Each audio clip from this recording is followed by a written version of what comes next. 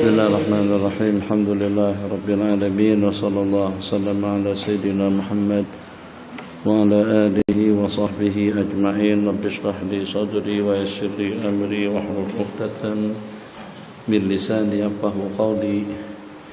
Bismillahirrahmanirrahim. Yaqulu al-mu'allif rahimahullahu ta'ala wa a'ada alaina min barakatihi wa min barakati ulumihi ila yaumiddin, amma ba'du. Wa an Abi Sa'idin al-Khudri radhiyallahu ta'ala anhu qala usiba rajulun fi ahdi Rasulillah sallallahu alaihi wasallam fi simarin ibta'aha. Salah seorang daripada sahabat Nabi ditimpa musibah pada buah-buahan yang dibelinya. Mungkin belinya banyak, entah berapa pokok, berapa pohon, ternyata hampir semuanya terkena bencana alam. Maka sahabat berkenan tadi itu dikenakan kena harapan ataupun juga habis-habisan seperti dengan kita ada scam cepat kaya. Katanya 1.000 dalam 3 bulan dah kembali modal. Kalau kita melabur 10.000, itu tiap bulannya kita sudah dapat untung 4.200. Dalam 2 bulan setengah saja sudah kembali modal.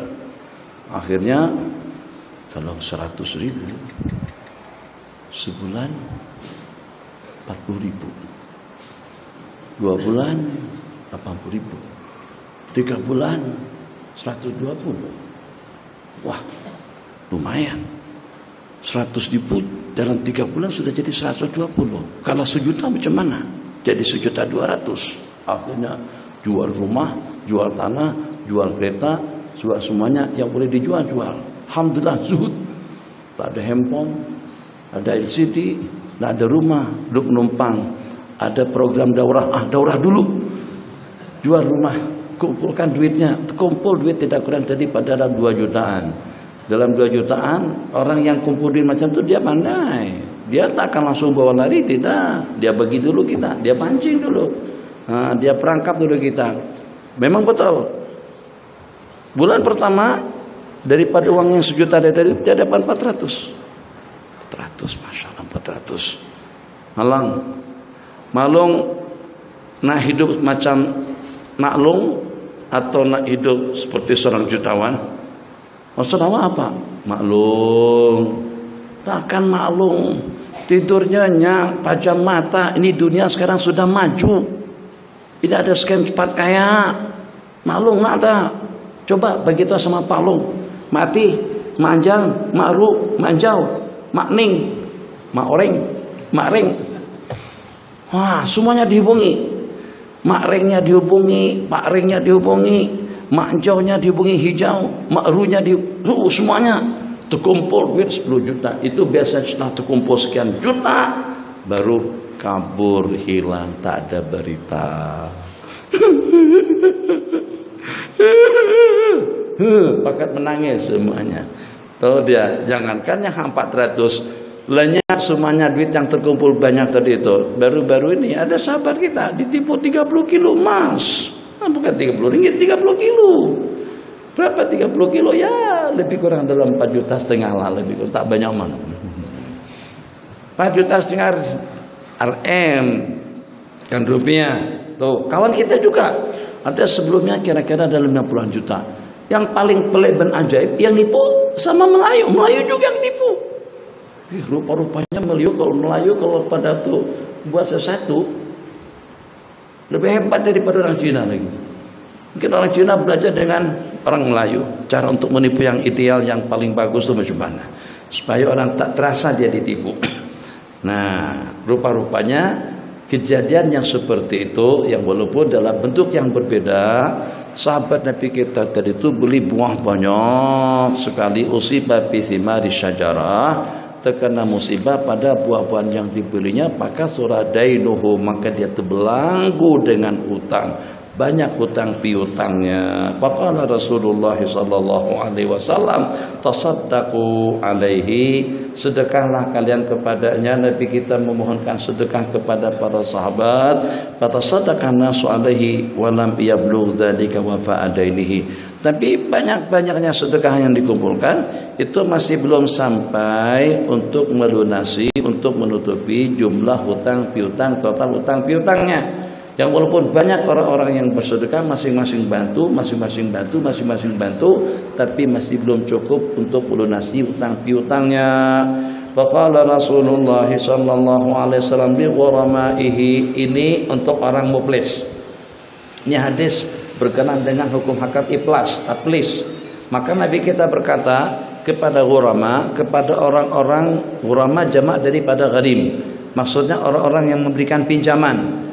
Jadi yang memberikan pinjaman uang tunai, yang memberikan modal, atau yang menjual barang kepadanya, Nabi kita kumpulkan mereka semuanya, sebab ini hari perlelongan harta yang dimiliki oleh orang yang bankrupt atau dengan yang berkenaan mendapatkan bantuan banyak daripada para sahabat. Nabi kita kumpulkan mereka semuanya, maka masing-masing akan mendapatkan bayaran sesuai dengan persentasi duit yang dipinjamkan. Jadi yang meminjamkan 100, katakan saja duit ada 20 juta. Yang meminjamkan 100 juta dengan yang meminjamkan 50 juta, duit yang ada hanya setakat dalam 20-an saja. Maka pertimbangannya atau perhitungannya, yang 50 dengan yang 100 dapat 2 kali ganda. Jadi kalau seandainya yang 100 dapat 10, yang 50 dapat 5 juta saja. Begitulah cara pembagiannya. Jadi tidak dibagi rata. Ada 10 ini belum tentu mendapatkan hitungan yang sama. Kenapa? Sebab di sini bagi pinjaman 3 juta, ini 1 juta, ini 500, ini 300. Jadi masing-masing menanggung kerugian sesuai dengan modal saham duit yang dilaburkan kepadanya. Nanti kita berkata kepada ulama, khudhu ma wajadtum wa laysa lakum illa dzalik. Khudhu, ambillah apa yang ada dan kalian tidak mendapatkan lebih daripada itu. Wa laysa lakum illa dzalik. Jadi perkataan wa laysa lakum illa dzalik, ada pendapat mengatakan sudah gugur kewajiban muflis tadi itu, yang pada saat dengan dia telah melunasi, pada saat dia melunasi semampu yang mampu, semampu yang termampu. Dia sudah jual rumah, rumahnya sudah dilelang, motornya, keretanya, barang kemasannya, duitnya, kudanya, semuanya disita. Kemudian dilelong total, terkumpul duit yang terkumpul, katakan saja 10 juta, hutangnya ada 30. 10 juta itu akan diserahkan kepada jumlah al-ghurama. Maka dengan yang 20-nya itu hukumnya bagaimana? Laisa lakum illa dzalik. Tidak ada hak kalian selain daripada yang itu sahaja. Jadi makna daripada laisa dzalik berarti dia tidak dibebankan. Ada pendapat mengatakan seperti itu. Ada juga pendapat mengatakan makna laisa lakum illa dzalik, artinya kalian tidak punya wewenang untuk memaksakan dia bekerja keras agar dengan hutang piutang yang tersisa tadi itu terpenuhi dan juga terbayarkan. Jadi katakan saja banyak, ini banyak korporat besar di negara kita banyak yang pada akhirnya jadi bankrupt.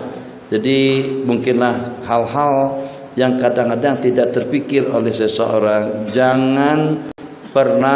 Jangan sekali-kali membabitkan diri kepada pinjaman berfaedah, kecuali kalau dalam keadaan darurat. Kalau dalam keadaan darurat seperti perobatan, kalau tidak berobat akan mati, kalau tidak makan untuk keperluan makanan, kalau tidak makan mati. Dalam keadaan seperti itu saja boleh meminjam dan meminjamkan dengan faedah. Kenapa? Sebab Nabi kita bersabda dalam sebuah hadis, dan begitu juga dengan duit daripada penghasilan yang haram, ailuhu, akhirnya kesudahannya ilal halaki ilal fana, kesudahannya ail ilal fana, kesudahannya itu akan lenyap dan habis. Jadi mungkin kalau dengan kita membaca, masya Allah tabarakallah, dibantu, ditolong, penghasilannya banyak, keuntungannya pun juga banyak, tapi di akhir-akhir hayatnya satu rumah tangganya hancur, Yang kedua, keuangan dan perekonomian, perdagangan, perniagaannya pun juga hancur. Justru sampai dinyatakan bankrupt oleh kerajaan. Meninggal hutang berjuta-juta. Tidak dibenarkan keluar negara satu. Meninggalkan hutang sampai sekian juta di bank dan juga di pasaran atau di mana-mana. Dalam waktu yang sama hidup kembali seperti pada masa bujangan. Hidup kembali seperti pada waktu baru merangkak kali pertama dalam dunia ekonomi. Jadi di rumah kecil, kereta kembali pada kereta kecil. Jadi mungkin kadang-kadang tidak terpikirkan asbab musababnya itu kenapa. Ataupun juga alhamdulillah duit mudah banget naik. Buka cawangan, buka cabangan, jadikan bisnis ada di sana sini, pinjam lagi, loan lagi, pinjam lagi, interest lagi, tak kisah. Semakin banyak cawangan, semakin banyak keuntungannya. Akhir hayat masuk usia 50-an, tulang belakang, Allah buat pinggang, mau jantung tersumbat, Allah darah tinggi.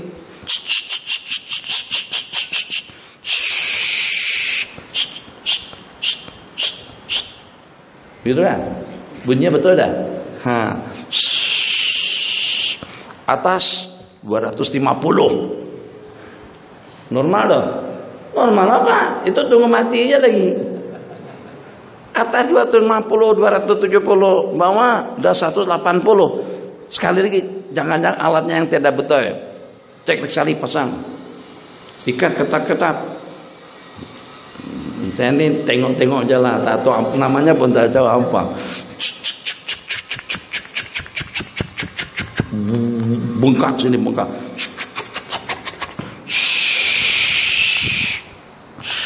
Memang darah tinggi mau buat lagu mana? Biar dicek up 10 kali, 30 kali tetap begitu hasilnya. 250 bawah 170 atau 180. Darah tingginya ada. Kancing manis gula. Tambah lagi dengan yang sakit di kaki itu, urat asam urat, tambah dengan asam urat atau dengan bahasa sini gaut. Tembakan durian gaut, ini gaut kambing gaut. Ya Allah ya Rahman. Jadi sekali check up saja, sekali pergi jumpa pakar spesialis, 1000 obat-obatan. Jadi orang buka puasa kripop, donat. Ini bukan puasa segenggam obat-obatan. Sahur segenggam. Jadi kalau tak makan sahur pun dah kenyang, dah perut dengan obat-obatan. Obat itu sampai tersalah menuju alamat dia. Ini obat masuk ni nak kemana satu? Sampai tertanya-tanya di dalam perut aku ini untuk apa sebenarnya? Jadi tanya sama satu, ente tak tahu. Kamu tuh untuk ginjal lah, untuk buah pinggang. Yang satu untuk apa? Untuk darah tinggi. Untuk apa? Kancing manis. Untuk apa? Akhir ayat. Itu diantara daripada akibat duit haram. Itu diantara daripada penghasilan yang tidak betul. Jadi bukannya setakat diperkecilkan, kita usaha semampu kita. Jangan terbabit kepada riba, jangan terbabit dengan riba. Nabi kita bersabda, airuhu ila adam. Kesudahan daripada riba itu adalah kepada tiada. Mungkin tiada iman, mungkin tiada kekuatan, mungkin tiada hidayah, mungkin tiada duit, mungkin tiada ketenangan, mungkin tiada kebahagiaan, mungkin tiada keharmonian. Ila adam. Nabi kita tidak kata ilal adam, tidak. Nakirah ila adam, kepada tiada. Tiada apa? Tiada daripada segala-galanya. Mungkin kehilangan rumah tangga, kehilangan keharmonian dalam hidup, ketenangan. Coba kita salut itu bahasa Indonesia. Paham bahasa salut? Takjub, heran, merasa, maksudnya mencemburui. Kita salut dengan orang-orang duitnya tak banyak mana, tapi masalah hidupnya tenang. Biasa, subuh makan nasi bungkus, bagaimana orang-orang tengah hari makan nasi kerabu, malam makan nasi goreng. Saban hari kebiasaan. Merokok saban petang. Insyaallah tabarakallah. Jadi hidup tenang, pikiran tak rusing hidupnya. Tak kelang kabut, tenang sekali. Khutbah tidur, ceramah tidur, pengajian tidur, tenang betul. Tidak ada orang kelang kabut tentang JST. Beliau tak pikir JST. Apa JST? Kecil JST baru setakat 600 aja. 6%. Bagi bila tak ada apa-apa, betul-betul tenang. Ya Allah, Rahim. Kadang-kadang tenang pak pinggir jalan tepi kita tidur di situ. Kadang-kadang atas waton tuh, tahu waton tak?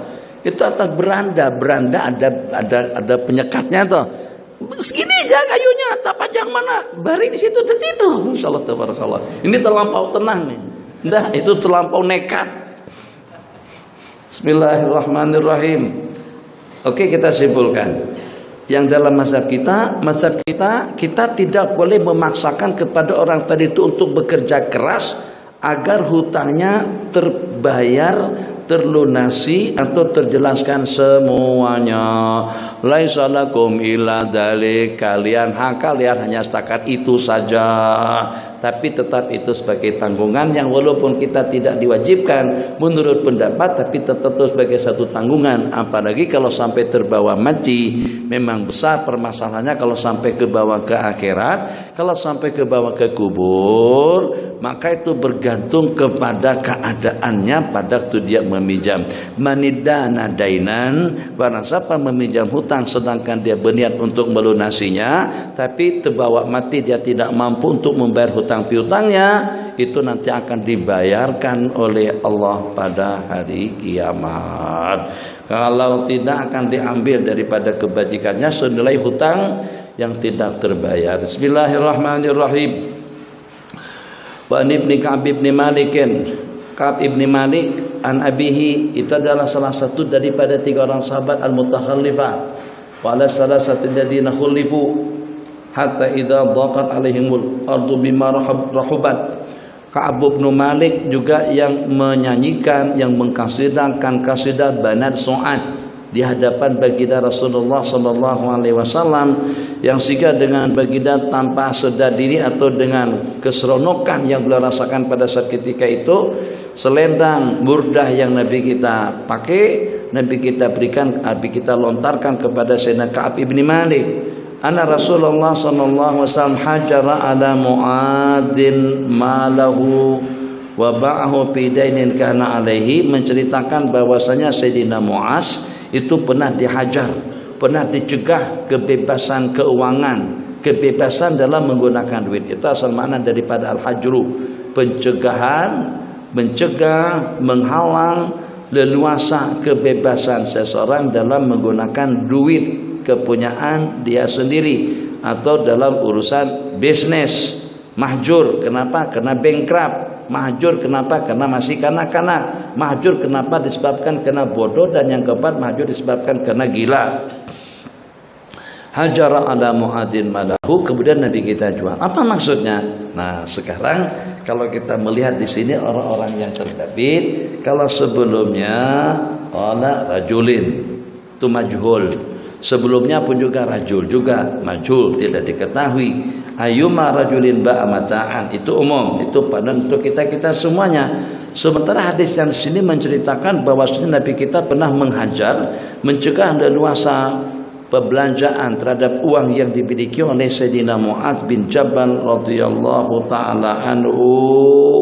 Maka Nabi kita jual pi Mu'adzin malahu wa ba'ahu fi dainin kana alaihi. Kemudian Nabi kita jual keuangan atau barang dagangan yang masih tersisa untuk melunasi utang piutang beliau. Maksud daripada hadis ini atau yang dapat kita istinbat dalam pelaksanaan hukum hakam itu harus kita tidak membeda-bedakan antara keluarga dengan orang lain, antara orang dekat dengan orang jauh. Tidak boleh kita membeda-bedakan antara dekat atau tidak, keluarga atau tidak. Jadi yang walaupun dengan keluarga dekat, yang walaupun dengan orang dekat dengan kita, tetap hukum kita laksanakan. Ucapan daripada baginda sallallahu alaihi wasallam, wallahi law anna Fatimah binta Muhammadin, demi Allah kalau dengan Sayyidatuna Fatimah putrinya Muhammad sarakat laqata'a Muhammadun yadaha, terbabi dalam kes pencurian, niscayalah Nabi Muhammad sallallahu alaihi wasallam akan memotong tangannya. Itu ucapan daripada baginda, barra'ahallahu min dzalik, dan itu tidak akan berlaku. Innama hiya bat'atun minni. Tapi dalam waktu yang sama ketegasan beliau dia khalayak orang ramai, dan juga dengan praktikal hukum yang Nabi kita laksanakan pada saat ketika itu, Nabi kita praktekkan Sayyidina Mu'adz. Nabi kita bersabda, wa a'lamukum bil halali wal haram Mu'adz ibnu Jabal. Dan orang yang paling tahu tentang halal dan haram itu adalah Sayyidina Mu'adz bin Jabal.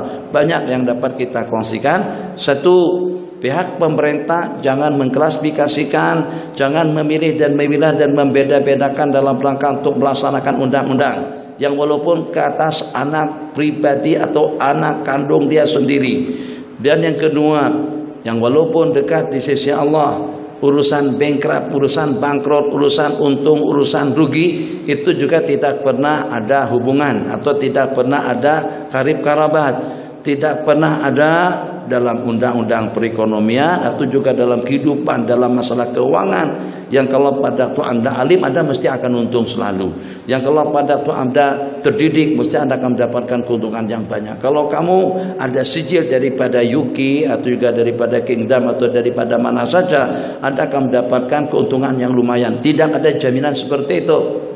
Yang walaupun dia dekat, yang walaupun dia orang yang ahli takwa, yang namanya kebengkrapan itu boleh menimpa sesiapa sahaja. A'lamukum bil halali wal haram, orang yang paling pakar spesialis dalam bidang halal dan haram ternyata bengkrap pada saat ketika itu. Qala ala Mu'adzin ma lahu wa ba'u fi dainin kana alaihi. Di samping juga dengan baginda tidak bertoleransi dengan orang-orang dekat dengan beliau, yang walaupun Sayyidina Mu'adz antara daripada orang yang dekat kepada baginda Nabi, yang mendapatkan kepercayaan daripada beliau untuk menjadi qadhi di Yaman.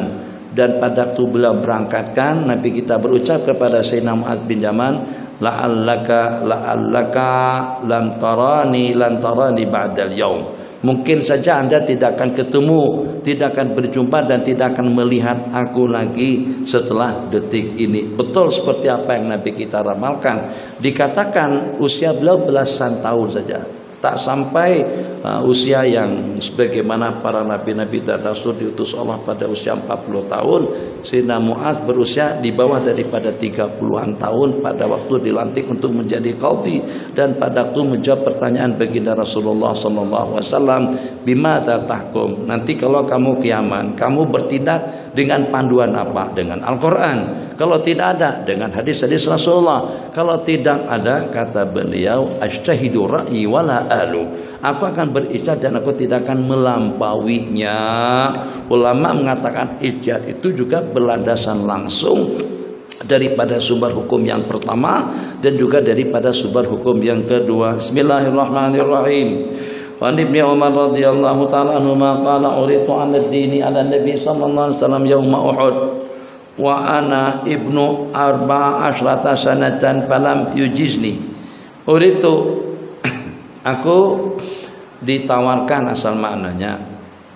Jadi waya'rid alaihi, sindiran juga daripada urdah, wayajuzu ta'ridu, dan tidak mengapa kalau dengan secara sindiran. Urid itu dipajangkan, dipamerkan, diperkenalkan, ditawarkan. Aradtu alaihi walam yuridhu, udah saya tawarkan tapi dia tidak mau. Urid itu saya diberitahukan kepada baginda tentang raghbah, keinginanku untuk menjadi salah seorang prajurit perang. Tapi pada masa usia 14 tahun Nabi kita tolak. Oleh itu aku diperkenalkan, ditawarkan kepada baginda pada peristiwa Uhud pada masa usia 14 tahun, tapi Nabi kita tidak membolehkannya. Falam yujizi, tidak membolehkan aku. Kenapa? Karena masih kanak-kanak, belum dewasa. Dewasanya beliau dengan umur 15 tahun. Wa uridtu alaihi yaumal khandaq, pada tahun berikutnya, pada tahun ke-3 atau tahun ke-4, wa ana ibnu 15 sanatan fajazani. Jadi dari sinilah patokan ulama bahwasanya seseorang kalau ternyata tidak pernah bermimpi,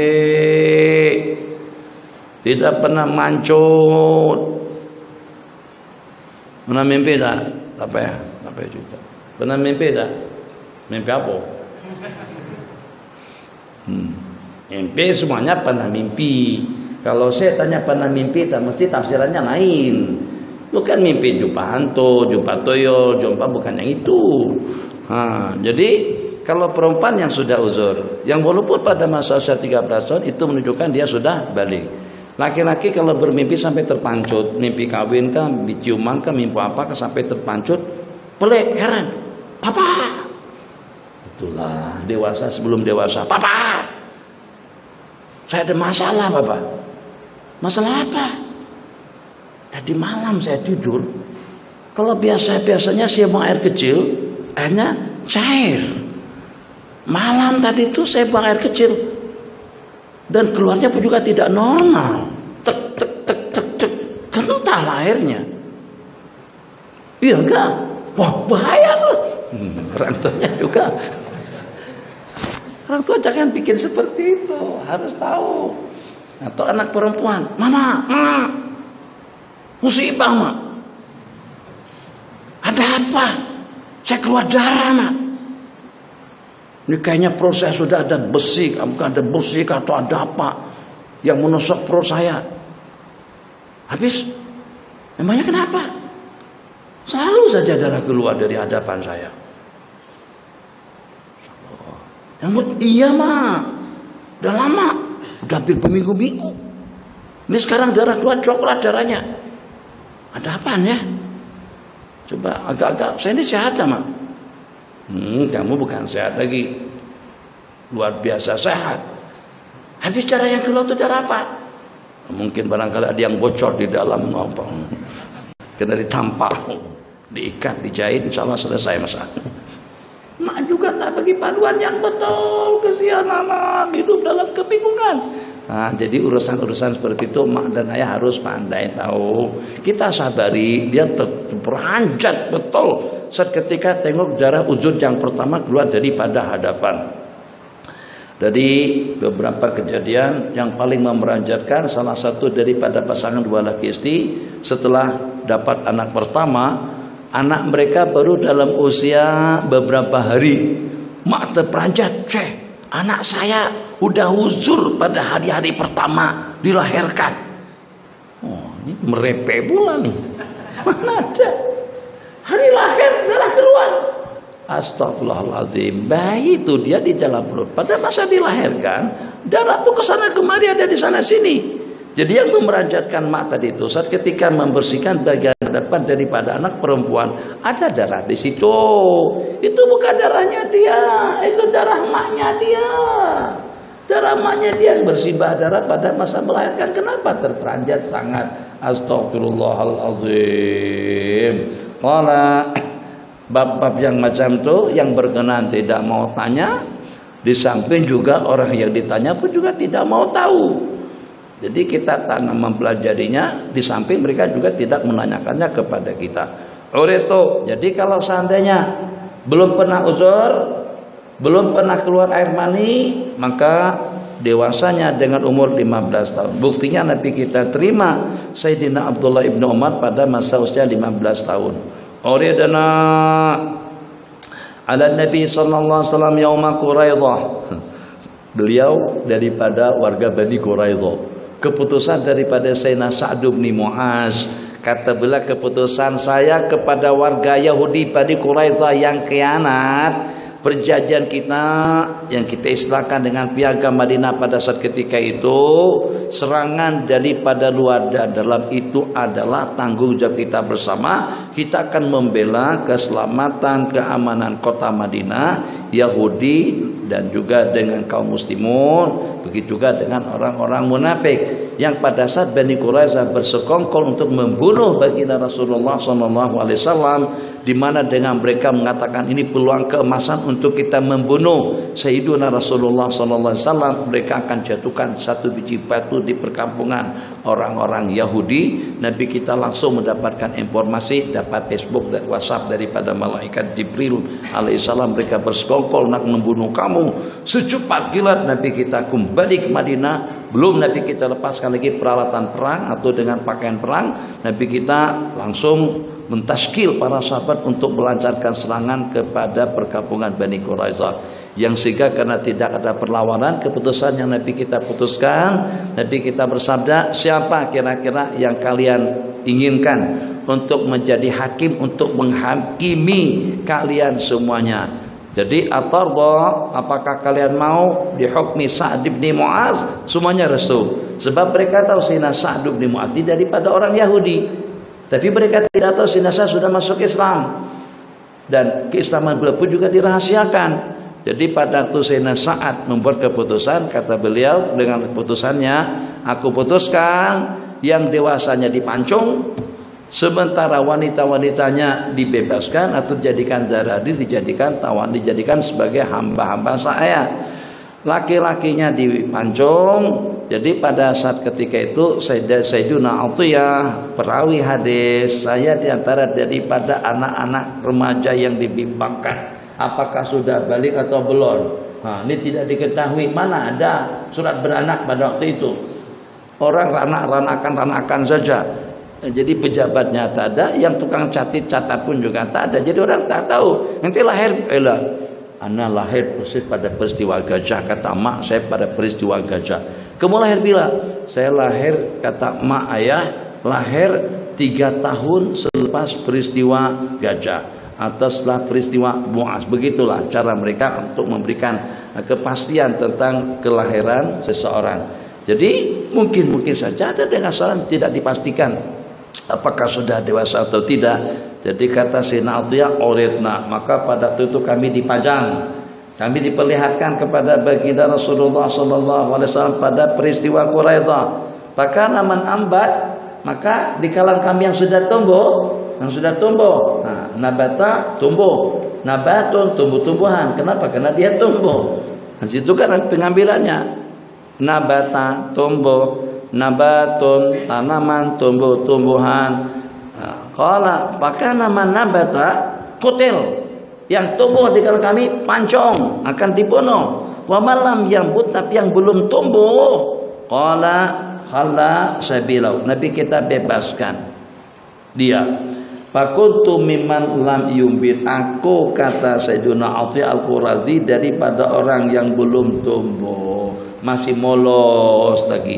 Tumbuh mana? Tumbuh situ, bukan tumbuh janggut, bukan tumbuh misai, tumbuh hak bawah tuh, yang tumbuh. Kalau tumbuh dan yang gersang bulunya, yang keriting, itu kena pancung lehernya, berarti sudah dewasa. Ini juga oleh ulama dijadikan sebagai salah satu daripada petandaan buluk.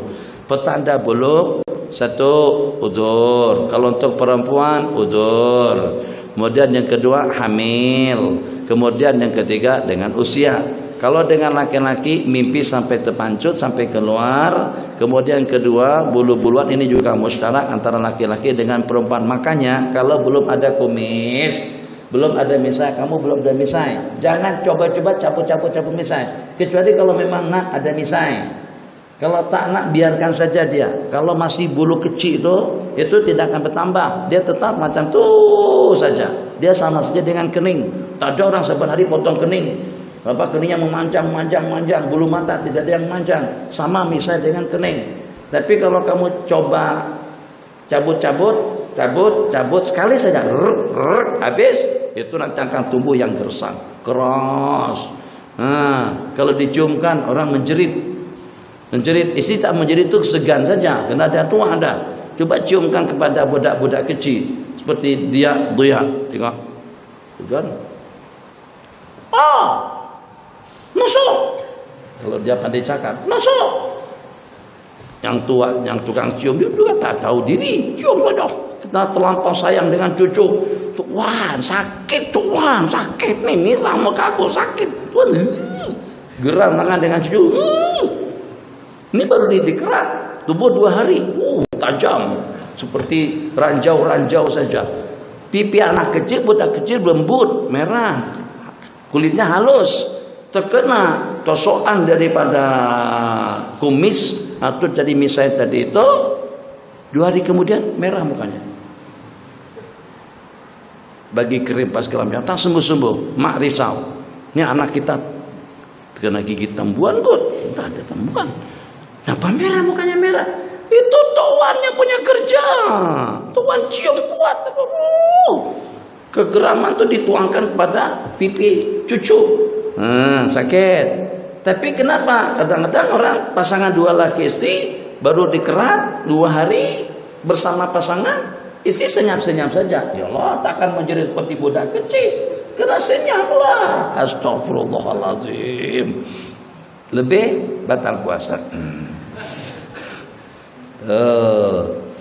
Jadi itu sebagai petanda yang menunjukkan bahwasanya orang itu sudah balik kalau pada saat sudah tumbuh bulu-buluan di sekitar kemaluan. Tengok, kalau masih bulu anak, tahu sini sebut bulu apa?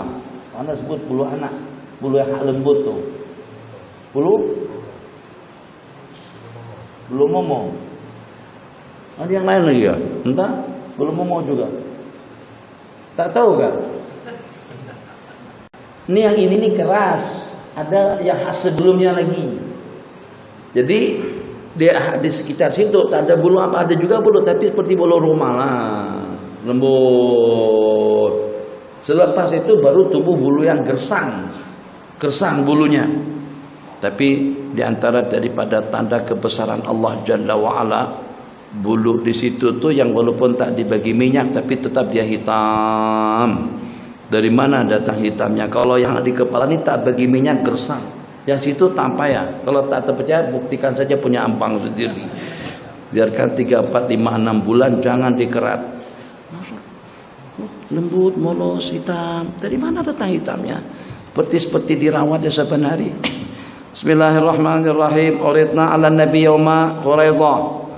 Yang tumbuh dibunuh, yang tidak dibebaskan. Qala Rasulullah sallallahu alaihi wasallam, la yajuzu limra'atin atiyatun ila bi'ti zawjiha. Tidak boleh bagi seorang perempuan untuk mendapatkan suatu pemberian kecuali dengan izin daripada suaminya. La yajuzu lil mar'ati amrun bi maliha idza malaka zawjuha ismataha. Atau ya ima menerima atau juga memberi. Tidak dibolehkan bagi perempuan. La yajuzu lil mar'ati amrun, segala urusan, segala hal ehwal yang berkenaan dengan keuangan terhadap harta yang dia miliki, apabila dia sudah berkawin, apabila dengan ismah dirinya dimiliki oleh seseorang. Jadi perempuan yang sebelum dia menikah, dia bebas nak infakkan itu, nak infakkan ini, sedekah sana, sedekah sini, buat itu ini, terserah. Dia punya kebebasan dan wewenang sepenuhnya dengan duit, dengan harta yang dia miliki. Tapi pada waktu dia berkawin, dia untuk menggunakan keuangan, duit yang dia miliki harus dengan restu kebenaran daripada suaminya terlebih dahulu. Kenapa? Sebab beda. Pada waktu kita bujangan kita tidak ada tanggungan, tapi kalau pada waktu kita sudah berumah tangga, yang walaupun untuk biaya perongkosan dan lain sebagainya itu bukan kewajiban istri, tapi suami juga ikut bertanggung jawab untuk menjagakan harta dan keuangannya. Mungkin ada hal-hal yang tidak terpikirkan, ada perkara-perkara yang tidak terjangkau dalam pengamatan sang istri. Maka sebelum mengimpakkan duit, mensedekahkannya, ya yang berpatutan. Nah, kalau setakat 1-2 kupang duit saja tak perlu izin. Bang, assalamualaikum. Abang di Mekah ya bang ya? Ya, lagi sedang tawaf nih. Bang, ada satu perkara penting. Aku nak sedekah 5 kupang boleh tak? Apa 5 kupang? Kalau 5 juta tak apalah, 500, 5.000 minta izin dulu. Kalau hanya setakat 3 ringgit untuk bagi saki-bagi makanan di rumah, itu Nabi kita bersabda pada saat istri infakkan, istri dapat pahala, suami dapat pahala, dan khadam yang memberikan kepada fakir miskin pun juga akan mendapatkan ganjaran pahala. Itu yang semacam itu tidak perlu izin. Qala Rasulullah sallallahu alaihi wasallam, inna al-mas'alata, 3 tajuk perbincangan, 2 tajuk perbincangan at-tafsis wal hijr wal hajar. Innal mas'alata artinya mengemis. Sesungguhnya mengemis dan meminta-minta itu tidak halal kepada sesiapapun kecuali kepada salah satu daripada 3 orang. Mengemis hanya dibolehkan kepada salah satu daripada 3 orang. Selain daripada 3 tidak boleh. Ngemis kupang ya, ada yang bagi 2 kupang. Buat jumatan. Itu yang kata Tuan Guru Nek Abdul Aziz Allah yarhamu. Kata beliau, yang saya tengok di India, Pakistan, justru orang-orang buta yang mempunyai daya ingatan kuat tuh, daya ingatan mereka tuh digunakan untuk yang manfaat. Banyak di kalangan mereka yang hafal Quran. Jadi imam-imam tuh mufti Mekah Syekh bin Bas buta, bin Bas bin Humaid buta juga. Banyak yang buta di sana, tapi buta mata mereka, hati mereka jelek. Di tempat kita sudahnya buta mata, buta hati pula. Nyanyinya lagu hitam manis, tambah gelap lagi kehidupannya. Coba, putih manis, pandang tak jemu, yang putih manis datang menjelma, yang putih manis datang menjelma, kenangan yang menggoda. Bagus putih manis daripada hitam manis. Hitam manis hati jadi gelap. Kue hitam manis namanya ciodok. Ciodok, kulitnya hitam tapi rasanya manis. Inna al-mas'alata, sesungguhnya mengambil dan meminta-minta itu tidak halal kecuali kepada salah satu daripada 3 orang. Rajulin, seorang laki-laki, tahammala hamalatan, yang telah menanggung tanggungan, mendamaikan 2 kelompok, 2 keluarga, 2 adik-beradik, 2 sanak bersaudara bertengkar berkelahi tentang masalah utang piutang, tentang masalah keuangan, bergaduh, bertengkar. Terselesaikan masalah mereka dengan duit. Udah selesai, saya tanggung. Berapa hutangnya? Apa yang dipermasalahkan? Ini kebun nih, abang saya ini tidak betul. Bagaimana kebun dia semakin gemuk, semakin sari, semakin membesar, semakin melebar. Kebun saya pula semakin sari, semakin mengecut, semakin kecil.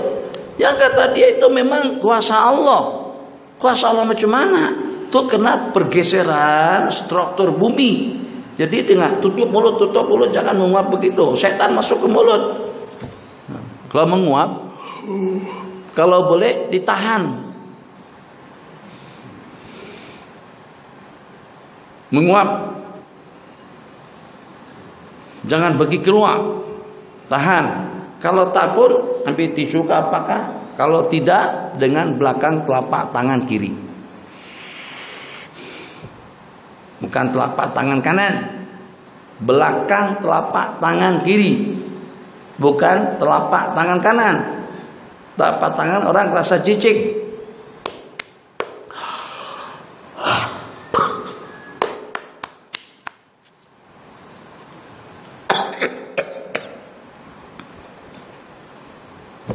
Yang lalu makan luar biasa. Belajarlah buat martabak. Kalau tak belajar tak pandai pun cara buatnya tuh tahu. Nah, kalau tabarakallah. Jadi kita nanti lepas Ramadan, kalau sudah balik cuti Ramadan, udah berlebaran di sini, buatlah lagi, kita bekelah lagi di pantai sana, nyate kah, bakar ikan kah, ikut kebul-kebulihannya masing-masing. Nah, kalau boleh cari yang jarang-jarang kita bakar. Kalau ada landak, misalnya cari landak. Atau daging rusa sedap daging, tapi jarang-jarang dapat. Kalau ada musang, kemarin tuh jemaah cicar tentang lawak, kopi luwak, kopi luwak. Itu ada saya Arifin sudah sampai ke kawasan itu. Ada yang dibelah, ada yang liar, ada yang dalam kurungan. Jadi dalam kurungan itu memang kopi itu dimakankan, nanti dia buang, terus dikumpulkan. Sementara yang liar itu satu lahan besar sekali. Di sana musang bebas ke sana dan kemari. Jadi itu yang paling original dan yang paling mahal. Satu ketui kecil saja, tak sampai sekilo, mungkin kira-kira dalam 25 gram. Itu harganya sih 150-an. 150 ringgit. Kopi luwak. Rupa-rupanya di Thailand ada lagi kopi gajah. Itu kopi dimakankan kepada gajah. Dikeluarkan sama gajah baru dimakan sama manusia. Saya kata itu beda dengan kopi luwak. Kenapa? Sebab kalau kopi luwak yang walaupun keluarnya dari situ diberakkan oleh musang, akan tetapi kita masih ada pendapat yang mengatakan kotoran dan najis daripada tiap binatang yang halal dimakan itu bersih. Itu yang meringankan kalau tercemar. Jadi dari mana pengambilannya? Pengambilannya daripada cerita onta. Nabi kita kepada bari orana, Nabi kita nasihatkan mereka yang terkena penyakit di Madinah untuk meminum air susu onta dicampur dengan kencingnya. Meminum kencing onta dengan air susunya itu diistimbat oleh ulama Malikiyah. Kata mereka, kencing atau kotoran, kencing atau tai binatang yang halal dimakan itu bersih, yang najis itu yang tidak halal dimakan. Jadi saya keluarkan pandangan seperti itu. Kalau dengan gajah tidak ada qaul yang mengatakan gajah halal dimakan. Jadi kalau seandainya kopinya tadi itu terkesan dengan tai gajah najis, tapi bagaimana dengan tai musang atau dengan kopi luwak yang diluakkan oleh musang? Itu bagaimana hukumnya? Kalau seandainya terkesan pun, yang secara pasti tidak terkesan sebab yang dia makan isi, tertinggal bijinya. Jadi yang kita kopikan atau yang kita ambil itu yang tertutup dengan kulit keras. Jadi kesan daripada kotoran itu tidak akan terkesan, tidak akan masuk. Kalau seandainya ada kesannya pun tetap masih halal dimakan, ikut qaul yang mengatakan kotoran daripada binatang yang halal dimakan itu bersih. Orang tadi itu nampak heran dengan saya. Musang boleh dimakan enggak? Bilang boleh. Biawak hutan, biawak gunung juga boleh dimakan. Bob boleh dimakan. Musang juga boleh. Betul ya sih? Betul. Haji, takkan kita tidak makan musang? Dia makan ayam, ayam itu ayam kita. Kalau dia makan musang, kalau musang makan ayam, makan makanan kita kena makan dia lah. Baru kecil. Dia makan makanan kita makan dia. Takkan dia makan enak, makan makanan kita, terus kita tidak memakannya, rugi kita. Makan musang. Nanti cari, okelah, cari musang, halal, boleh dimakan. Dari mana halalnya? Cop Jakim.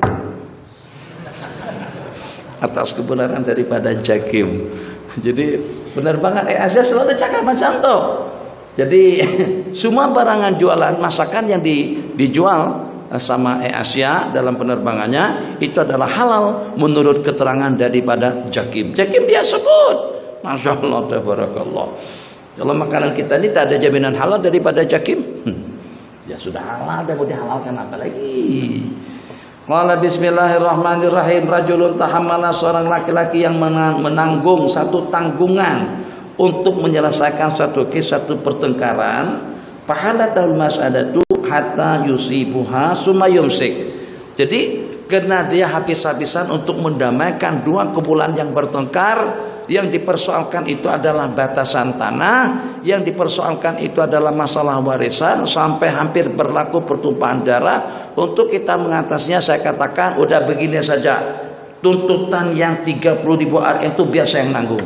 Saya keluar uang 30.000 ringgit untuk mendamaikan mereka. Itu namanya tahammala hamalatan. Maka saya yang keluar uang banyak sebanyak itu, saya boleh menerima daripada uang zakat, bahkan saya boleh meminta-minta, mengemis sampai uang saya yang 30.000 tadi itu kembali cukup.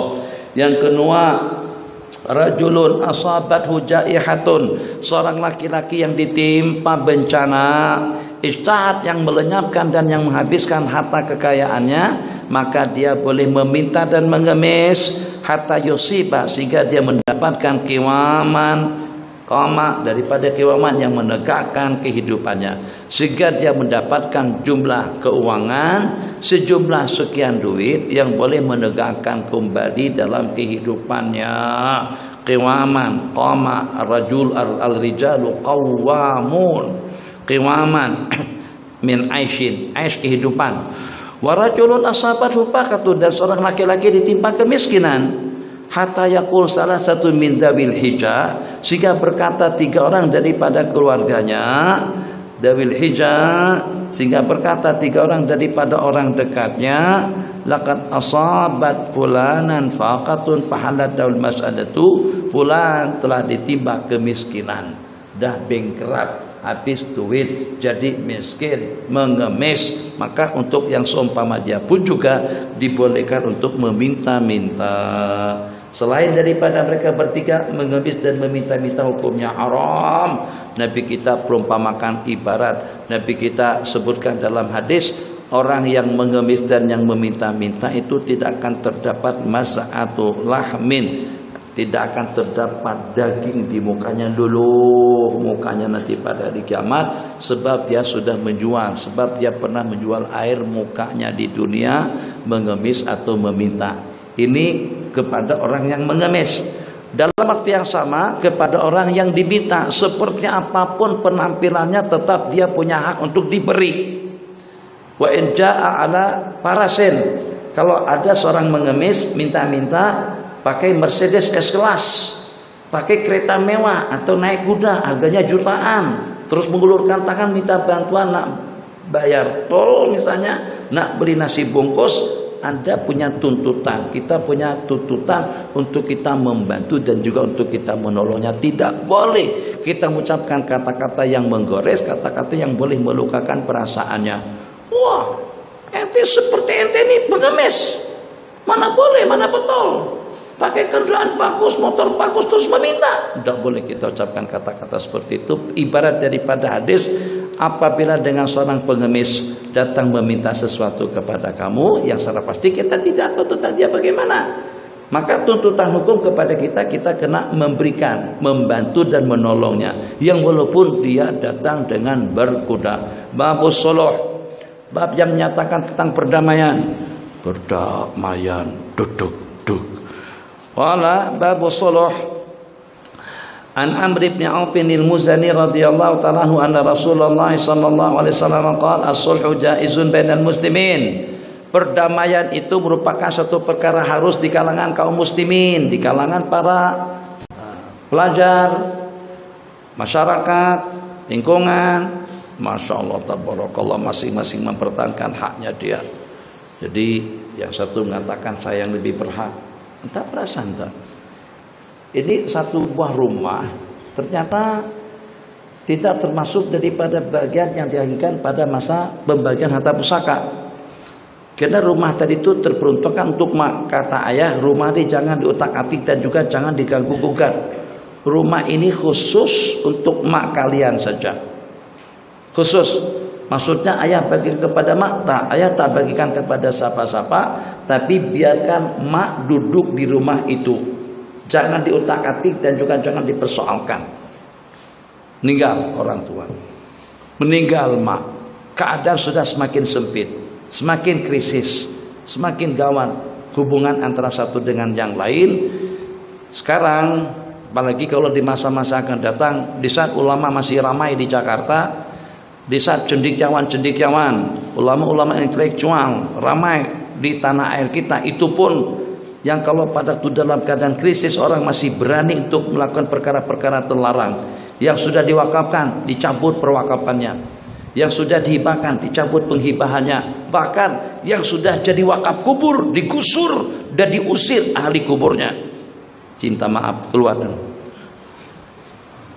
dijual, tanahnya mahal, kawasan elit, tapi kuburan. Tapi dia ingat, dia tahu kuburan itu dulu tanah tuan dia. Cucu tidak ada rasa segan-segan dan tidak ada rasa malu, tidak ada rasa takut dengan Allah untuk menggusur habis, untuk membongkar habis semua kuburan yang hampir 4.000 kubur ada di situ. Jadi semuanya lagi sedang tidur nyenyak, ada yang lagi sedang santai di dalam kuburnya. Dipersilahkan untuk mengosongkan kuburnya masing-masing. Assalamualaikum, diminta kepada warga kubur untuk beralih tempat. Pergilah kalian kemana saja, ke Jadabai, ke kemana-mana. Tempat ini diperlukan untuk mall, dijual dalam berapa miliar rupiah. Tuh manusia zaman kita sekarang. Bagaimana kalau nanti ulama sudah tak ada, pengajian-pengajian agama sudah tidak ada, sampai kepada orang kubur pun tidak merasa aman di dalam kuburnya. Jadi mungkin saja orang selamat ya, alhamdulillah. Kata di kubur, anak ada aman. Masa anak hidup, anak-anak bertukar rebutkan harta anak. Sekarang anak sudah terasa aman dalam kubur. Ngobrol dengan yang di samping kubur. Aman apa? Anak ini termasuk pindahan nih, di transmigrasi kubur. Dulu saya tidak di sini, saya dikuburkan di sana. Terpindah saya kedatang kemari. Kamu jangan pernah merasa aman. Hatta setelah mati pun juga kamu tidak boleh merasa aman. Iya kak, iya. Tanya aku kalau kau tidak percaya. Tanya aku kalau kamu tidak percaya. Nah, Solo. Jadi mungkin berlaku yang semacam itu pertukaran. Kata yang abang, coba pikir sejenak. Sejak mak ayah kita masih hidup, yang paling banyak dibebanin untuk kerja-kerja keras untuk urusan ekonomi, untuk berbelanja, jual dan sebagainya kan aku. Jadi kalian tidak ada hak terhadap rumah ini. Saya yang paling berhak, sebab saya yang paling diperhatikan pada saat ketika itu. Kata yang perempuan, lebih berhak apa? Awak sering dimarah sama ayah. Aku yang tak pernah dimarah langsung. Aku yang senantiasa dibela dengan kasih sayangnya, senantiasa dibawa pergi. Apa yang kami nak, orang tua bagikan. Kamu senantiasa selalu dimarah sama ayah. Ayah suruh kamu pergi itu kena terpaksa saja. Oh, begitu ngomongnya si perempuan. Jadi kamu tidak punya hak di rumah ini. Mak dah meninggal, rumah ini rumah kami bertiga. Kami nak buat lagu mana urusan kami. Kata yang perempuan. Kata yang mongso, jangan bertengkar. Kamu tidak, kalian pun juga tidak. Aku pada saat mak ayah meninggal dunia, ayah meninggal pada tahun 2000, mak meninggal pada tahun 2005. Masa itu aku belum sekolah lagi. Aku baru usia masih di Taski, belum sempat kuliah, belum sempat itu dan ini.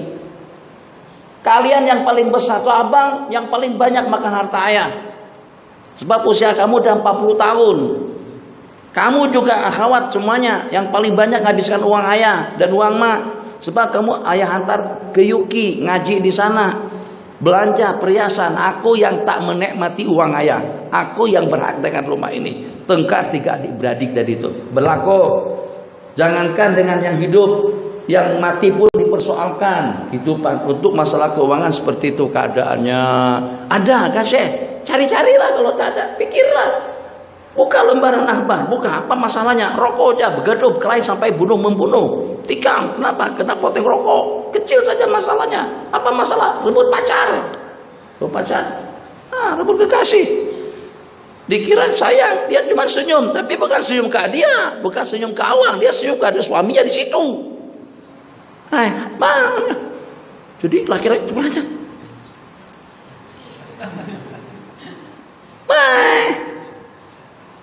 Maksudnya saya kan. Perempuan itu senyum lagi. Langsung datang. Tak lama kemudian datang suaminya. Wah, ditampar sama suaminya atau sama abangnya. Ente apa? Jangan coba berisik. Bersih kan? Bersih. Berisik istri aku. Kan. Ada satu lagi, mengorek kan? Mengurat. Urat. Kamu jangan coba mengurat istri aku.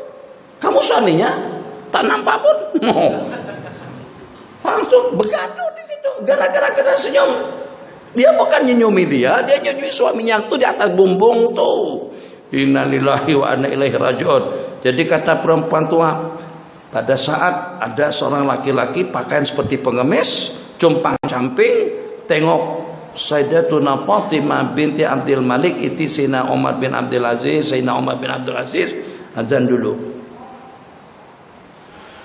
Ya Allah taufik. Belum.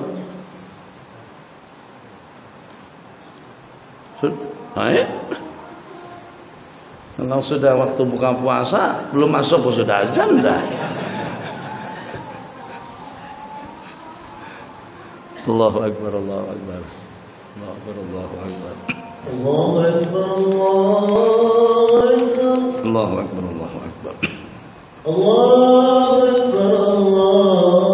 Akbar, Allahu Akbar, Allahu Akbar. Asyhadu an la ilaha illallah. La ilaha illallah. Asyhadu an la ilaha illallah. La ilaha illallah. Asyhadu anna Muhammadar Rasulullah. Asyhadu anna Muhammadar Rasulullah. Asyhadu anna Muhammadar Rasulullah.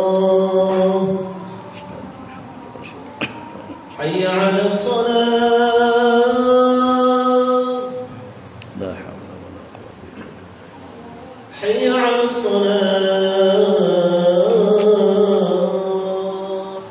La hawla wa la quwwata illa billah. Hayya 'alal falah. La hawla wa la quwwata illa billahi al-'aliyyil 'azim. Hayya 'alal falah.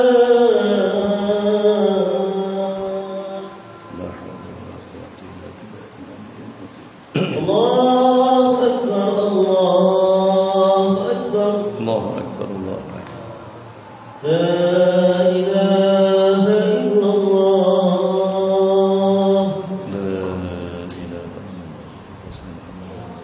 اللهم رب هذه الدعوة التامة والصلاة القائمة آت سيدنا محمدا الوسيلة والفضيلة والدرجة العالية الرفيعة وابعث مقاما محمودا الذي وعدته إنك لا تخلف الميعاد. Bismillahirrahmanirrahim. Alhamdulillah wassallallahu ala sayyidina Muhammad ibn Abdillah wa ba'd. Cerita lama kita tentang Khalifah Umar bin Abdul Aziz. Bisa didatangin oleh seorang perempuan tua yang matlamat datang ke rumah Khalifah Umar itu tidak lebih daripada untuk dapat bantuan. Setelah sampai ke rumah beliau, ternyata Khalifah Umar tidak ada di rumah. Yang ada sang istri. Jadi dipersilakan masuk dan juga dipersilakan untuk menunggu sesaat lagi tuanku, Tuan Khalifah akan kembali. Begitu diinformasikan. Perempuan tua tadi itu nampak kelihatan heran, takjub, nampak kelihatan bingung di saat melihat rumah Khalifah Umar bin Abdul Aziz yang dengan perabotan dan keadaan di rumah itu tidak terurus. Tengok almari pincang, kursi almari pecah, kursi pincang, yang itu berantakan, yang itu rusak, yang ini tak beres. Jadi kata perempuan tadi itu karena tidak dapat menahan perasaan atau melihat keadaan, tengok keadaan semacam itu sampai terucapkan kata-kata yang bagi perempuan itu sebagai suatu penghinaan. Yang bagi perempuan yang walaupun benar itu ada pada dirinya, tetap dia tidak mau. Jangankan dengan perempuan, kita laki-laki pun juga seperti itu. Kita memang kedekut, tapi kita tak ada disebut kita kedekut. Kita memang malas, tapi kita tetap tidak mau kalau kita dikatakan pemalas. Jadi kata apa saja, jangan juga dikatakan rajin. Cisgong lagi, wah ini rajin banget. Ini jangan macam-macam. Orang malas dikatakan rajin, marah. Orang malas dikatakan malas pun juga marah. Jadi maunya apa? Udah jangan diucapkan apa-apa.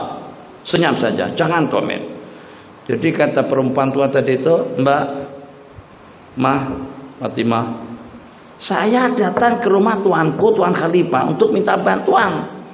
Tapi setelah saya tengok rumah kamu berantakan seperti ini, apa yang aku harapkan daripada tuanku? Kehidupan tuanku pun tidak terurus, rumah tangga beliau babak belur. Maksudnya perabot. Dikata Sayyidatuna Fatimah, ente tahu hancur babak belurnya rumah tanggaku karena Khalifah, karena suamiku mengurus urusan kalian, urusan rakyat, untuk membetulkan, untuk merapikan dan mengemaskan rumah-rumah kalian. Itu yang menyebabkan rumahku jadi berantakan. Alhamdulillah itu bayar, lega rasanya. Kalau sudah mengucapkan kata-kata begitu, ya kamu jangan perli aku ya, jangan cakap macam-macam. Rumahku almari hancur, cermin pecah, itu pincang, tahu? Karena Khalifah suamiku urus urusan kalian. Waktu habis untuk mensejahterakan kalian semuanya, sehingga rumah tangga ini tidak terurus. Senyap, tak komen apa-apa. Bukan jenis yang pendiam. Tak lama kemudian datang seorang laki-laki berpakaian seperti pengemisnya, baju tak kemas mana, penampilan tak lawa mana, keadaan jumpang camping. Jadi si laki-laki tadi itu mengarahkan pandangan penglihatannya kepada Fatimah.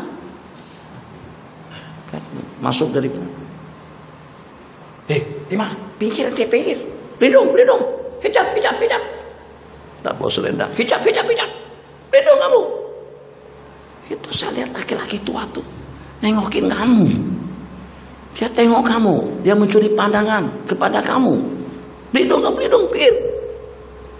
Yang tua yang mana, Mbak? Yang tua yang mana, Pak Haji? Itu tuh. Yang nampak seperti pengemis tuh. Dia curi-curi pandang kamu.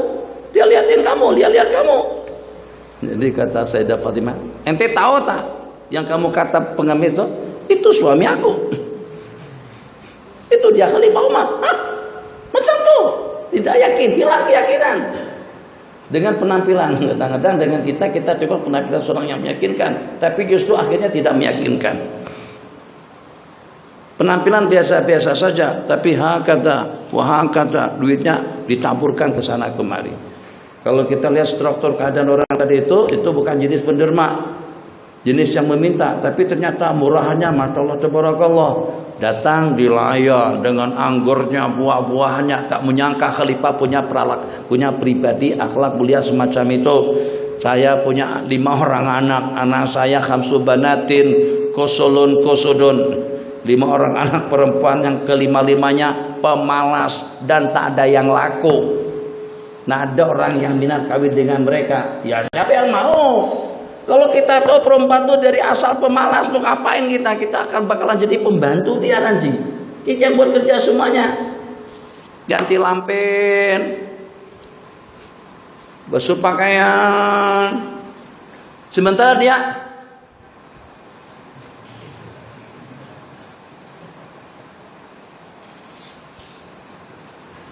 sabat malam belulur betul kesebutannya tak tahulah. 2 hari sekali enggak, 2 kali sehari, 3 kali sehari ganti pakaian. Yang tukang basuh suami sampai suami karena tak ada waktu lagi untuk senam aerobik, akhirnya senam aerobik ikut mesin basuh. Tak ada waktu untuk bersukan. Kusudun pemalas, tak ada yang laku. Ceritanya panjang, yang pada akhirnya Khalifah Umar katakan, untuk putri kamu yang pertama aku bagikan 50.000 dirham. Alhamdulillah, syukur, makasih ya Allah, terima kasih Khalifah Umar, makasih. Dapat 50.000. Berapa 50.000 kalau kali 30? 1,5 juta satu orang dapat duit. Oh, Khalifah Umar bagi pemberian tak ada hitungannya. Pernah ada orang komplain kepada pemberian yang beliau lakukan. Tuanku, 5 kupang, 3 ringgit, 5 ringgit, 100 ringgit lah cukup lah. Tak payahlah sampai berjuta-juta. Jadi kata beliau, aku tak nak kalau Allah tengok aku ni kedekut. Aku dengan salah seorang rakyatku saja, dengan salah seorang rakyat, dengan salah seorang kawan, aku mohonkan surga kepada Allah. Ya Allah, masukkan dia ke dalam surga. Ya Allah, anugerahkan keapiatan, keselamatan, kesejahteraan, rahmat dan maghfirah, dan masukkanlah dia ke dalam surga. Takkan aku memintakan surga untuk dia, meminta kepada Allah, terus pada waktu Allah mintakan sesuatu kepada aku bagi 5 kupang. Aku nak tunjukkan juga, aku juga pemurah dengan kepemurahan yang Allah berikan kepadaku. Jadi kalau pada waktu memberi banyak, begitulah Sayyidina Abdullah ibnu Umar kalau pada waktu memberi banyak. Jadi kata asisten beliau, tuan sahabat, dia tidak kena kita, dia tidak kena Tuhan. Kalau bagi 5 ringgit pun dah oke dah, selesai. Tak mesti harus bagi sampai beribu-ribu. Jadi kata Sayyidina Abdullah bin Umar radhiyallahu ta'ala anhu, kalau dia tidak kenal aku ni siapa, aku kenal diri aku ni siapa sebenarnya. Aku tahu betul tentang aku. Kalau dia tidak kenal aku, maka dengan diberi 5-6 ringgit dia sudah oke. Aku tidak seperti itu. Kalau dia tidak mengenal aku mengenal diriku adalah sebagai salah seorang daripada yang pemurah, yang mendapatkan anugerah rezeki melimpah ruah daripada Allah. Bismillahirrahmanirrahim. As-sulhu jaizun, suluh damai. Tidak apa-apa, supaya jangan bergaduh, jangan berkelahi. Kita bagi duit, kita adakan perdamaian, atau kita gantian memakainya. Ya Allah ya Arhamar Rahimin, udahlah begini saja. Rumah tu kita jual, duitnya kita bagi bersama, terserah. Atau kita begini saja, kamu 3 hari, saya 3 hari untuk menempatinya, terserah. Atau begini saja, awak ambil rumah itu sebab awak banyak duit, nanti serahkan nilai rumah itu kepada saya pun juga boleh. Itu namanya suluh, perdamaian untuk mengatasi masalah. Banyak masalah. Polis trafik. Ini pengalaman. Jumpa saya kena ayam. Gitu deh. Ini kepada siapa? Polis trafik. Kelajuan. Bendera merah. Kalau seandainya ada yang kelajuannya ketangkap, kena kamera, langsung begitu. Sehingga itu kena sama. Nah, saya pernah berkali-kali. Masa dulu. Ya Allah, kan kita keadaan emergensi. Ini kita ada pengajian, kita dikejar waktu, takkan kita selalu 120 kereta cukup menunjang kemampuannya, powernya kuat. Dia berapa? Dia 2200 cc, dia 3500. Takkan kita memandu seperti yang sisinya setakat 900 itu kecil, apa? Berhala kalau tua kecil. Tapi kalau kereta besar, engine-nya besar, sisinya besar, di samping beli mahal. Takkan bawa santai macam tuh dipotong sama kecil atau yang begitu. Rugi kita, mubazir. Sudahnya bayar tol, terus jalan itu seperti jalan kampung. Enggak, manfaatkan tol, bawa pecot selaju-lajunya. Ini fatwa menyesatkan. Nanti kena gam lagi. Itu ceritanya Saman. Di Indonesia, ini cerita damai nih. Bukan memanfaatkan, tapi kan kita ada ilmunya dulu. Lesen.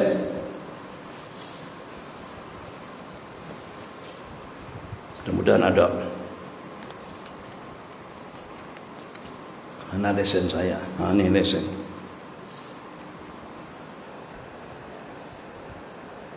Amuntai itu di mana sih? Kalau tak tahu amuntai jangan jadi polis. Tidak pernah kita kata macam itu, kena marah kita kalau. Pernah dia tanya di Bogor ada Roblok itu razia lah bahasa kita. Ada razia. Si Amuntai itu di mana? Kan saya orang Amuntai. Tempat lahir Amuntai. Di mana Amuntai? Ya Allah. Itulah kita kena tahu di dunia ini ada satu kampung namanya, ada satu daerah namanya Amuntai. Amuntai itu ada jadi Kalimantan Selatan. Kalimantan Selatan itu ibu negerinya adalah Banjarmasin. Apa yang terang? Lesen? Tidak ada masalah kita dengan lesen. Betul, masih belum mati lagi. Katanya Pak Haji tadi itu bagi signal kanan, tahunya Pak Haji kena kiri. Ya tersilap lah, tangan tersilap. Tidak ada duit. Saman pada sana 300.000. Berapa? Saman 300.000 kan? Ini mau solo nih, mau praktekkan bab solo. Maaf Pak, saya juga kan baru di sini. Coba tengok plat kereta saya. F itu Bogor, bukan BB Jakarta. Minta maaf, tadi saya tersilap sebenarnya. Saya pikir memang jalan saya ke situ, tautnya bukan. Jadi saya pun street. Tidak boleh begitu, itu bahaya. Ya kalau tak boleh diboleh-bolehkan. Nah, minta maaf. Saya pernah beberapa kali minta maaf tapi dia tak maafkan. Akhirnya bukan juga naik angin, tapi sudah tahu rahasianya polis. Polis itu takut dengan atasan. Jadi polis Indonesia lah. Saya keluarkan kad Haji Manahan. Jadi ketua polis Leparpol ketua metropolitan, ketua polis metropolitan Jakarta. Jadi pada waktu itu saya bawa kad beliau, kad nama beliau udah tak ada lagi di sini. Jadi saya tunjukkan kepada polis tadi itu. Dia tengok, wah, rupanya ini orang ada link, ada hubungan, ada ada kenalan penting juga. Jadi Pak, lembut bahasanya Pak, lain kali hati-hati ya. Oke, terima kasih. Assalamualaikum. Tak jadi itu sama sih. Siapa satu kad buruk itu kad sudah tak laku sebenarnya. Kad nama beliau sudah tak pakai alamat itu, nomor handphonenya sudah berubah, alamatnya sudah berubah. Beliau pun juga sudah tidak lagi bertugas di situ, sudah pindah ke Pekalongan. Tapi polisi tak kisah, bukan tak kisah, tak tahu. Kita juga tak begitu tahu bahwasanya kad itu sudah tidak laku, sudah tak ada nilainya. Tapi tengok nama ketua polis itu, polis sudah ketakutan. Itu kita manfaatkan. Akhirnya tidak boleh Pak, minta maaf. Itu kesalahan berat. Itu boleh mencelakakan, boleh mengorbankan nyawa. Tanah apa? Saya terus terang saja tidak banyak. Bagi 20.000 dulu, tak nak dia 20.000, dia nak yang merah.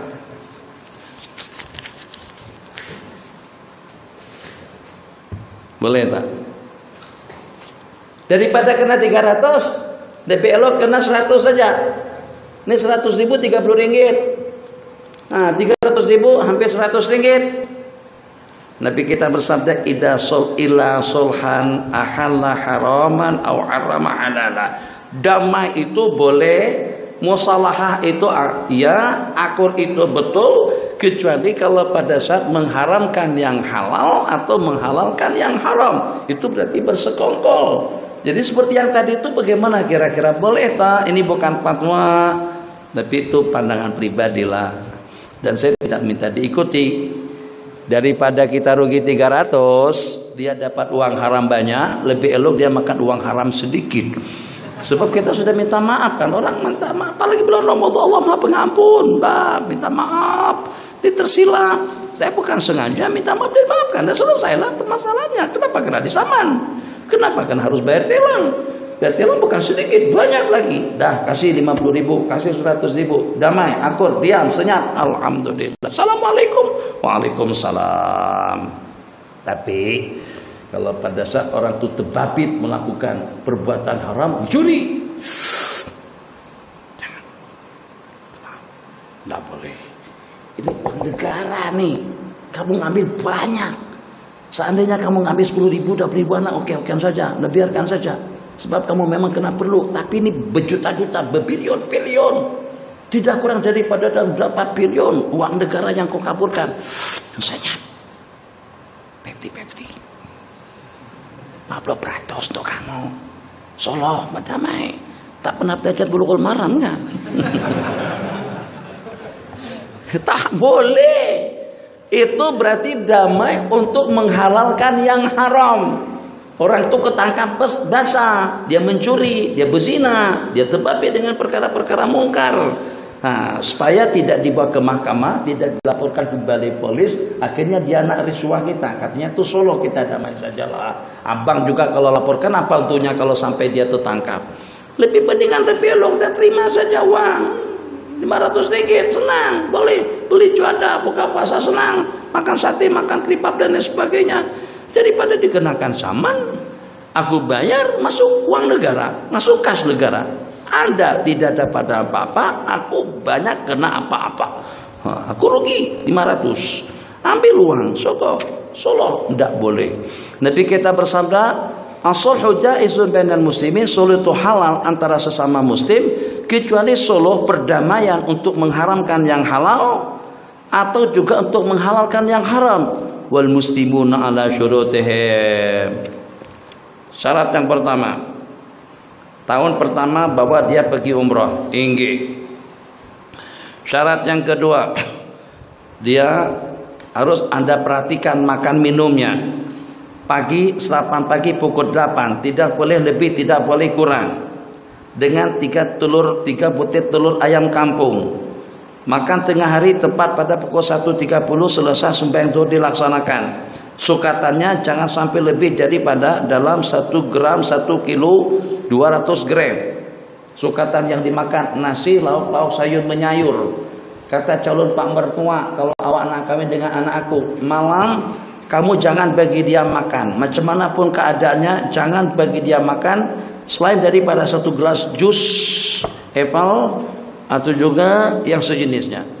Persyaratan tertulis. Minta maaf, mungkin untuk seperti di zaman kita bagus juga ada persyaratan-persyaratan tertulis antara pasangan dua laki istri. Apalagi nih mereka-mereka yang pergi jauh, kadang-kadang sebulan mengajar di sini, 2 bulan, kadang-kadang pergi khuruj. Itu perlu ada hitam di atas putih. Ini Hasan juga. Syarat pertama, pihak kedua mengizinkan kepada pihak pertama untuk khuruj di jalan Allah sampai kepada 4 bulan. Dan apabila ingin lebih daripada 4 bulan, maka itu atas restu daripada kedua belah pihak. Yang kedua, pihak kedua mengizinkan kepada suaminya untuk tidak berpoligami. Salah tulis. Pihak kedua mengizinkan kepada suaminya untuk berdakwah ke negara tetangga. Tapi dengan catatan, tidak boleh berdakwah dan mengadakan pengajian kepada kaum ummahat, kepada kaum ibu, atau juga kepada anak-anak remaja. Syarat ketiga, kalau berdakwah ke luar negara hanya boleh menyampaikan dakwah sebatas. Jadi dibatasi seperti itu.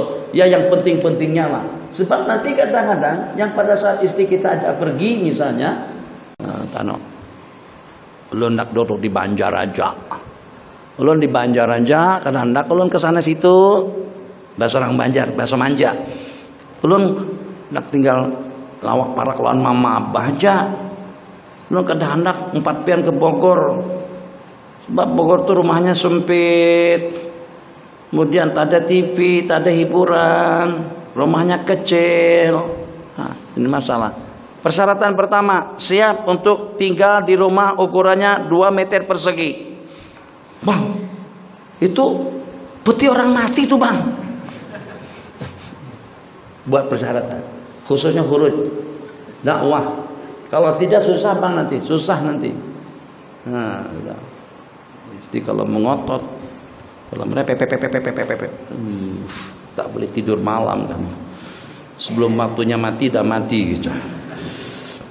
Orang panjang umur, kita pendek umur. Apa sebabnya? Beban tekanan daripada pihak keluarga. Allah. Wal muslimun ala syurutihim, kecuali syarat yang menghalalkan perkara haram atau juga mengharamkan perkara halal. Ulama mengatakan kecuali kalau syarat yang bercanggah dengan hukum, maka kita tidak wajib menepatinya. Saya mau kamu jadi menantu saya, tapi dengan syarat awas loh, jangan sampai mempoligamikan anak saya. Jangan sampai kamu kawin ke atas anak saya. Anta jangan bilang tak, jangan berhujah, jangan berdebat. Iyakan saja, nggih. Nggih. Nanti selepas kawin saja. Kamu tidak tepat syarat, kamu tidak tepat janji. Ulama mengatakan itu diantara daripada janji yang tidak wajib ditepati. Kenapa? Sebab janji itu bercanggah dengan hukum. Syarat itu bercanggah dengan hukum termasuk daripada harama halalan. Bismillahirrahmanirrahim.